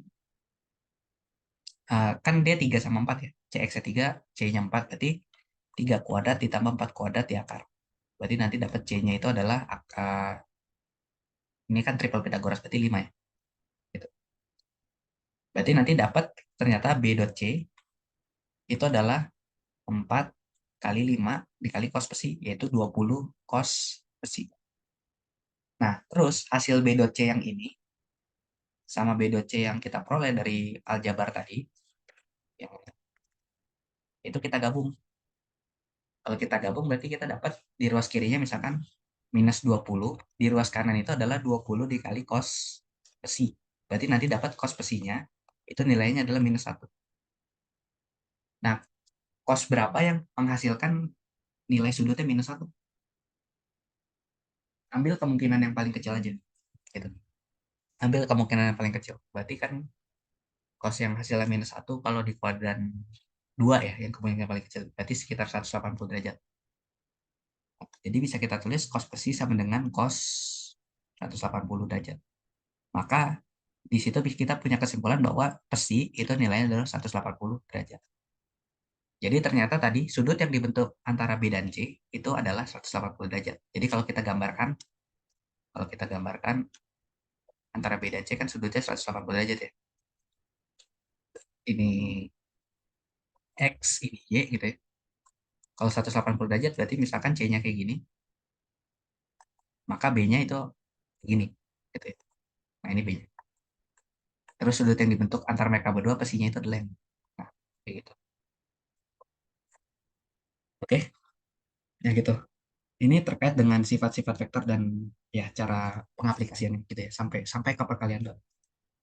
Sebelum aku lanjut ke yang sifat terakhir yaitu perkalian cross, ada yang mau ditanya dulu nggak?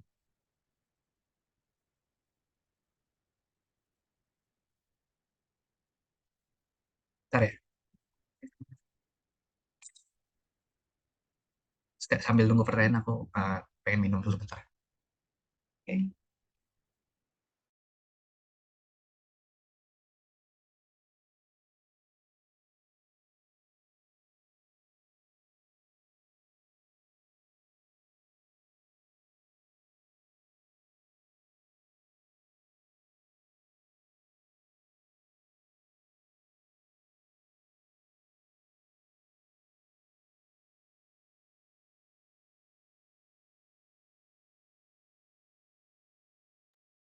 Oke, belum ada pertanyaan kita lanjut ya ke bagian terakhir dari vektor yaitu tentang bentar slide-nya habis. Aku tambahin. Oh ya, ini ntar recordingnya bakal aku share sama kasih sama catatan. Jadi ntar aku bakal kasih link drive, aku taruh di grup gitu ya.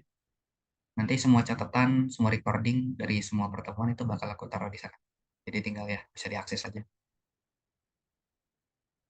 Oke, bentar. Sorry, sorry. Nah, sifat vektor yang terakhir di bagian perkalian itu adalah tentang sifat perkalian cross atau cross product, cross product.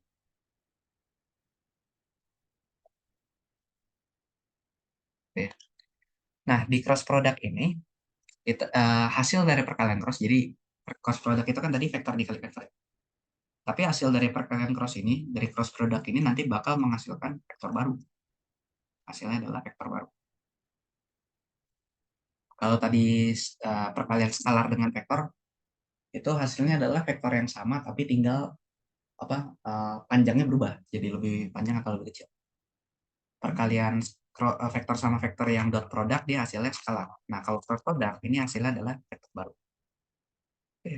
Gitu ya. Nah, kalau di perkalian cross ini dia punya sifat. Yang pertama, kalau tadi ini kebalikannya dari sifat perkalian dot atau dot product.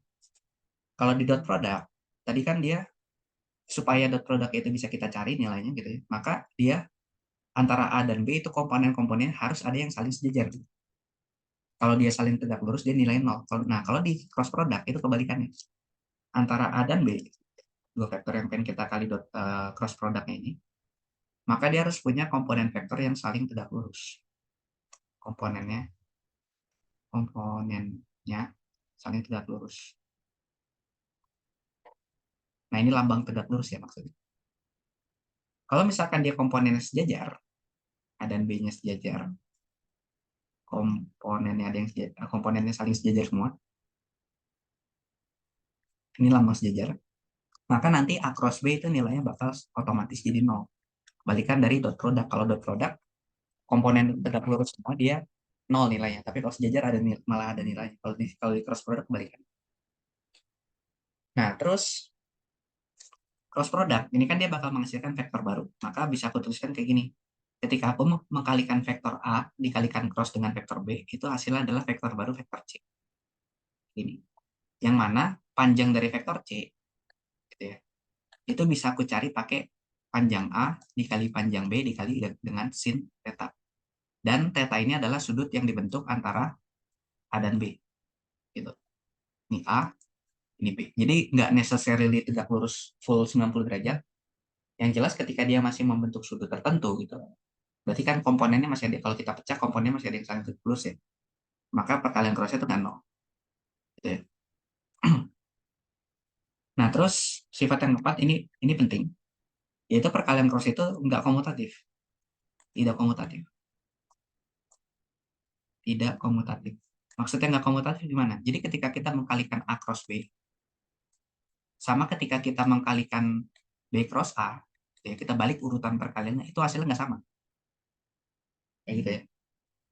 A cross B itu ibarat kata kayak kita mendorong pintu ke depan. Nanti pintunya bakal muternya, kebukanya ke depan gitu. Tapi kalau B cross A itu sama pintu yang sama, tapi gaya yang kita gunakan arahnya kita balik. Jadi kita tarik ke dalam. Maka pintunya itu bakal muternya ke dalam. Jadi dia sifatnya nggak komutatif. Ketika kita balik urutan perkaliannya, maka result akhirnya itu bakal berbeda. Tapi dia punya hubungan. Kalau misalkan kita balik urutannya A cross B, itu nilainya sama dengan negatif dari B cross A. Gitu. Jadi kalau dibalik urutan perkaliannya itu sama aja kayak kita menegatifkan vektor yang kita punya. Kayak gitu ya. Nah, gimana sekarang cara nyari perkalian cross dari dua vektor? Cara cara mencari hasil cross product. Nah, cara nyarinya gini. Nah, paling gampang itu adalah kita menggunakan kalau misalkan vektornya cuma punya satu komponen aja ya. Kalau misalkan masing-masing vektornya cuma punya satu komponen, misalkan A itu sama dengan 4i, terus B itu sama dengan 4j. Maka ketika aku kali A cross B, itu tinggal besarnya A itu aku kalikan aja. Jadi 4 dikali 4 terus dikalikan dengan I cross J. Gitu. Nah, 4 dikali 4 itu 16. Sementara I cross J itu hasilnya adalah uh, vektor baru. I itu kan vektor yang sejajar dengan sumbu X. Sementara J itu adalah vektor yang sejajar dengan sumbu Y. Maka hasil dari perkalian cross product itu adalah suatu vektor baru. Tapi vektor barunya ini, si C-nya itu, ini sifat yang keempat, yang kelima. Vektor C-nya itu selalu tegak lurus dengan A dan B. Jadi vektor baru hasil perkalian cross product itu pasti terletak di sumbu yang baru atau di bidang yang tegak lurus dengan sumbu yang tegak lurus dengan bidang yang dibentuk oleh A dan B. Kayak gitu. Nah, jadi kalau A-nya itu ada di sumbu X, B-nya itu ada di sumbu Y, maka A cross B, vektor barunya itu harus berada pada sumbu Z. Nggak boleh berada pada sumbu X atau sumbu Y lagi. Gitu ya. Karena berada pada sumbu yang tegak lurus dengan bidang yang dibentuk A dan B. Kalau A-nya di sumbu X, B-nya di sumbu Y, berarti bidang antara A dan B itu adalah bidang XY. Dan yang tegak lurus dengan bidang XY itu adalah sumbu Z. Nah, singkat cerita, kalau misalkan kita punya vektor yang komponennya cuma satu, ya tinggal kita kaliin aja besarnya berapa, terus buat nentuin nanti sumbu baru hasil perkalian itu tinggal pakai diagram ini aja. I, J, K. Kalau vektor I dikali cross dengan vektor J, hasilnya adalah vektor K. Vektor J dikali cross dengan vektor K, hasilnya adalah vektor I. Kalau K dikali cross dengan I, hasilnya adalah J. Sekarang gimana kalau misalkan gini?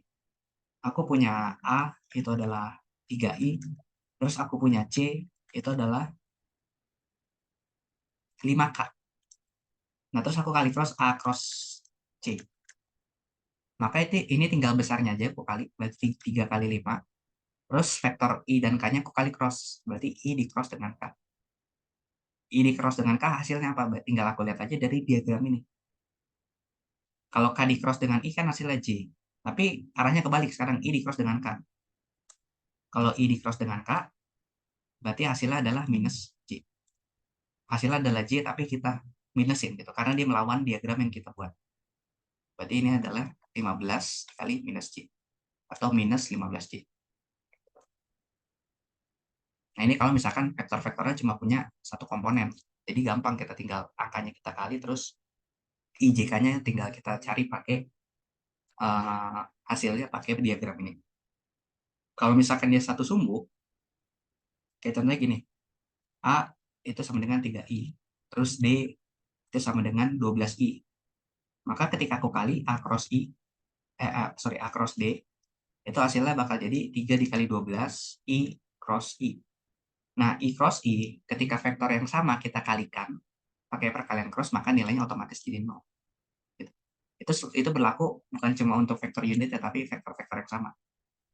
Jadi I cross I, karena dia sama, dia 0. J cross J, karena dia sama, dia 0. Maka K cross K, karena dia sama, maka nilainya 0. Kayak gitu. Nah, ini kalau misalkan vektor-vektornya yang kita kali cross itu terdiri cuma dari satu komponen. Gimana kalau sekarang dia tiga dimensi vektor? Terdiri dari tiga komponen. Misal kayak gini. A itu misalkan 3I plus 4J plus 5K. Terus aku kali cross dengan misalkan vektornya itu B itu adalah 4I tambah 2J plus 6K. Nah, terus aku kali nih A cross B. Maka berapa hasil dari A cross B? Kayak gitu. Nah, ini hati-hati ketika kita mengalihkan vektor tiga dimensi, kita nggak bisa ngasal langsung dikalikan pakai sifat distributif gitu. Nah, kalau misalkan kita ketemu dengan vektor-vektor yang tiga dimensi kayak gini, maka kita mencari hasil vektor hasil perkalian yaitu adalah menggunakan determinan matriks. Matriks yang ukurannya 3 kali 3. Jadi kita bentuk matriks 3 kali 3, kita cari determinannya. Nah, elemen dari matriksnya itu ada apa aja? Elemen yang paling atas, yang paling pertama, yang baris baris paling atas, ini baris pertama, itu ada berisi ini vektor-vektor basis, berarti I, J, K. Ini. Jadi baris pertama itu vektor-vektor basis. Baris kedua itu adalah komponen dari vektor yang kita tulis duluan. Di sini kan A cross B. Berarti vektor yang kita tulis duluan itu adalah A. Berarti yang baris kedua ini adalah komponen A semua. AX, AY, AZ. Terus yang baris ketiga itu adalah komponen dari vektor yang terakhir, si B. Berarti ini BX, BY, BZ.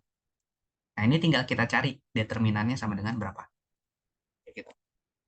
Nah, cara buat nyari determinan 3 kali 3, mungkin di SMA udah diajarin. Ada banyak metodenya. Ada pakai sarus, ada yang pakai minor dan kofaktor. Itu dibebasin, kalian pengen pakai yang mana.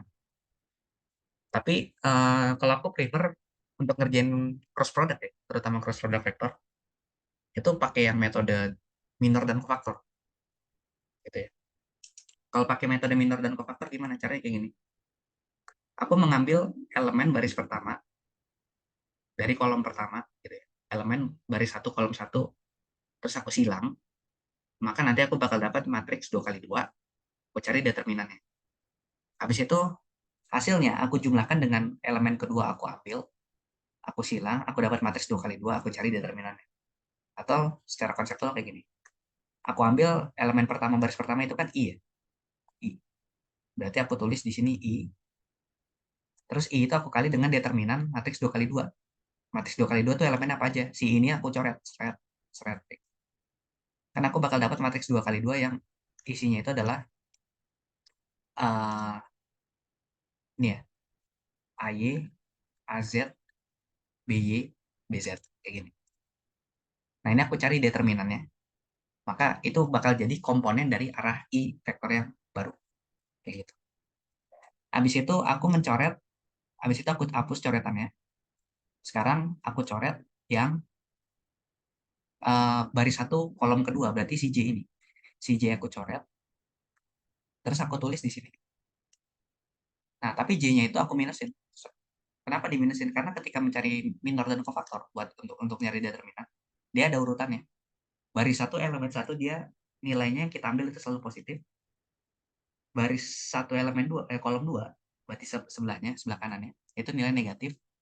Ntar sebelah kanannya lagi jadi positif. Ntar kalau ada kolom keempat dia jadi negatif lagi. Kalau ada kolom kelima jadi positif lagi dan seterusnya. Gitu juga ke bawahnya. Yang baris satu kolom satu itu kan positif ya. Berarti baris dua kolom satu yang si AX ini jadi negatif. Ntar ke bawahnya jadi positif lagi, ke bawahnya jadi negatif lagi, jadi positif lagi dan seterusnya. Kayak gitu. Itu urutan uh, tanda dari elemen yang kita ambil. Nah, si J itu kan terletak di baris satu kolom 2 ya. Berarti tandanya negatif. Berarti makanya pas J kita ambil, di depannya kita kasih negatif. Kayak gitu. Nah, terus kayak tadi, J-nya aku coret. Seret, seret. Berarti tinggal sisa AX, AZ, BX, BZ kan ya. Berarti sekarang aku cari determinan matriks 2 kali 2 yaitu AX, AZ, BX, BZ. Nah, maka determinan matriks AX, AZ, dan BX, BZ ini bakal jadi komponen dari minus G-nya. Habis itu sama, sekarang terakhir aku ambil K gitu ya. Aku ambil K, berarti aku silang si K-nya. Seret, seret. Berarti di sini bisa aku tulis, K itu kan urutan ketiga berarti positif ya. Positif K dikali determinan dari AX, AY, BX, B. Kayak gitu. Atau sama dengan determinan 2 kali 2 kan tinggal diagonal utama dikali, berarti AY dikali BZ dikurangin sama diagonal sekundernya kan ya, AZ, BY. Berarti ini I dikali AY, BZ dikurangin AZ, BY. Dikurang J dikali AX, BZ dikurangin AZ, BX.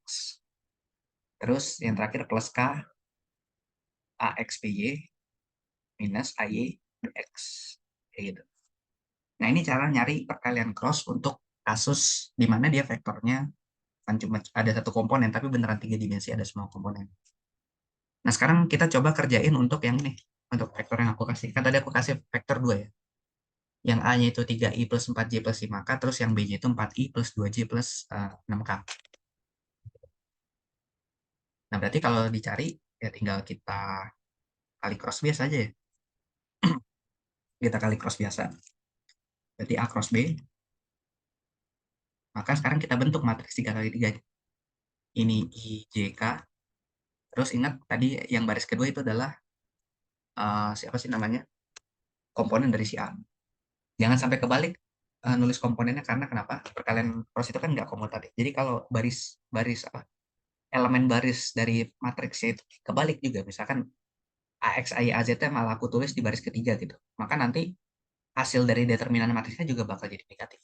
Jadi kalau kita menukar baris dari suatu matriks, determinan itu bakal jadi negatif. Gitu ya. Jadi yang kedua ini adalah AX, Y, AZ, yaitu 3, 4, 5. Gitu. Sementara yang keempat itu BX, BY, BZ, berarti 4, 2, 6.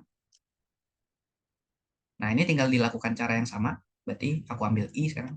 I, berarti dalamnya siapa? 4, 5, 2, 6. Berarti aku tinggal cari determinan, yaitu 24 dikurangin 10. Gitu. Terus aku ambil sekarang J, berarti minus J. Terus tinggal aku cari determinan, berarti kan ada 3, 5, 4, 6 ya.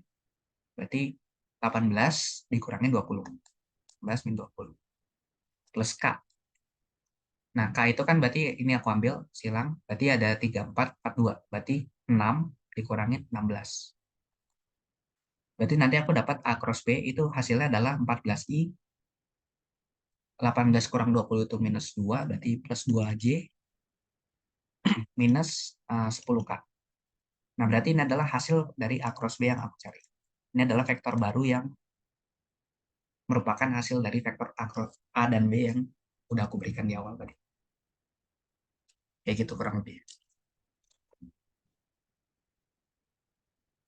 Oke, sampai sini ada pertanyaan lu?